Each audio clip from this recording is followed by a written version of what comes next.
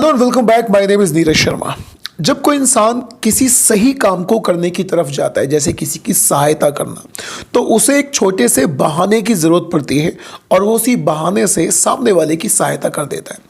लेकिन आज जिस केस के बारे में मैं आप लोगों से बात करने वाला हूँ वो एक ऐसा केस है जिसमें 7 लोग एक महिला का बलात्कार करते हैं, यानी उसके साथ गैंगरेप करते हैं। लेकिन अगर इसके कारण के बारे में आपको पता चलेगा तो आप भी हैरत में पड़ जाएंगे।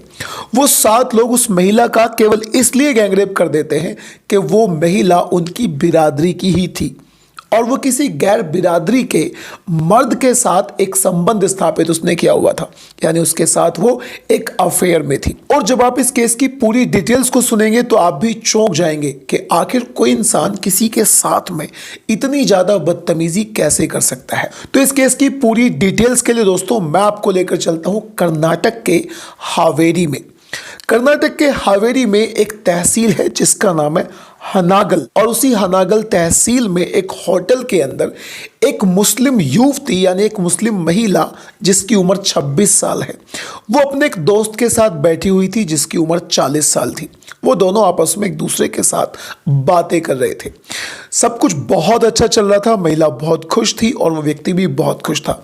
असल में उस महिला की कहीं अलग शादी हुई थी और उस व्यक्ति की भी कहीं अलग शादी हो रखी थी, लेकिन वो दोनों एक दूसरे को चाहते थे और पिछले 3 सालों से इन दोनों के अंदर एक अंदाज में अफेयर चल रहा था। ये लोग आपस में एक दूसरे से होटल में बैठकर बातचीत कर रहे थे। तभी इनके दरवाजे पर कोई इंसान आता है और दरवाजा खटखटाता है और वो व्यक्ति बोलता है कि मैं प्लम्बर हूं और आपके इस कमरे में एक पाइप लीकेज है, मुझे उस पाइप को ठीक करना है। अब ये अंदर बैठे हुए हल्के से घबरा जाते हैं कि ऐसा कैसे हो सकता है। जो पाइप लीकेज था वो लोग बाद में या पहले रिपेयर करा सकते थे, लेकिन फिर भी वो व्यक्ति दरवाजे के पास जाता है और दरवाजा खोल देता है। जैसे ही दरवाजा खुलता है तो एक के बाद एक पूरे 7 लोग उस कमरे के अंदर एंट्री कर डालते हैं और देखते ही देखते सबसे पहले वो 7 लोग उस महिला को एक बहुत ज़्यादा ज़बरदस्त अंदाज में चांटा मारते हैं और वो महिला तुरंत नीचे गिर जाती है। फिर वो 7 लोग उन दोनों को अलग अलग अंदाज में बहुत ज़्यादा गंदी गंदी गालियां देना शुरू कर देते हैं और वो उन पर जातीय अंदाज में भी गालियां देते हैं। वो उस महिला से कह रहे थे कि तू एक मुस्लिम महिला है, आखिर तू एक हिंदू के साथ कैसे इस अंदाज में किसी होटल में आ सकती है। और सेम बात वो कर रहे थे उस व्यक्ति से कि तुम हिंदू हो, तुम्हारी हिम्मत कैसे हुई एक मुस्लिम महिला को यहाँ पर इस अंदाज में होटल में लेकर आने की। यहाँ तक तो सब कुछ सही था। अगर उन लोगों को उन्हें पीटना था वो लोग पीट कर उन्हें चले जाते, लेकिन ऐसा एग्जैक्टली नहीं होता। इनको पीटने के बाद में वो लोग इन दोनों को वहां से किडनैप करके एक गाड़ी में इस होटल से पूरे 1 किलोमीटर जंगल की तरफ लेकर चले जाते हैं।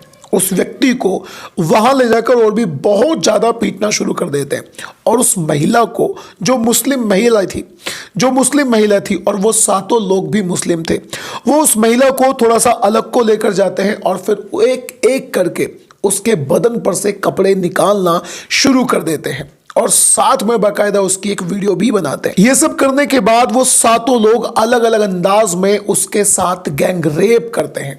यानी जरा सोच कर देखिएगा, वो उनकी बिरादरी थी और वो उसे गैर बिरादरी वाले इंसान से बचाने के लिए होटल के अंदर घुसे थे। उसको बहुत ज़्यादा मारते हैं, 1 किलोमीटर दूर ले जाने के बाद उसके साथ गैंग रेप करते हैं। वो उनके सामने उनके हाथ जोड़ती है, उनसे गिड़गिड़ाती है कि मेरे साथ आकर तुम ये क्या कर रहे हो, तुम मुझे उससे बचाना चाहते थे या खुद अपनी दरिंदगी मेरे ऊपर मिटाना चाहते थे। बारी बारी से वो 7 लोग उसे वहां से दूसरी जगह लेकर जाते हैं, वहां भी बलात्कार करते हैं और गाड़ी से वहां से किसी तीसरी जगह लेकर जाते हैं, वहां भी उस लड़की के साथ, उस औरत के साथ बलात्कार करते हैं और साथ में अपने इस कृत्य की एक वीडियो भी बनाते हैं और उस वीडियो को सोशल मीडिया पर अपलोड भी कर देते हैं। ये सब करने के बाद वो 7 लोग उस महिला को 500 रुपए का एक नोट देकर वहां से भगा देते हैं, धमकी देते हैं कि हमारे पास तुम्हारी वीडियो है, अगर कुछ भी तुमने किसी को बताया तो तुम्हारा वो हश्र करेंगे जो तुमने कभी जिंदगी में सोचा भी नहीं होगा।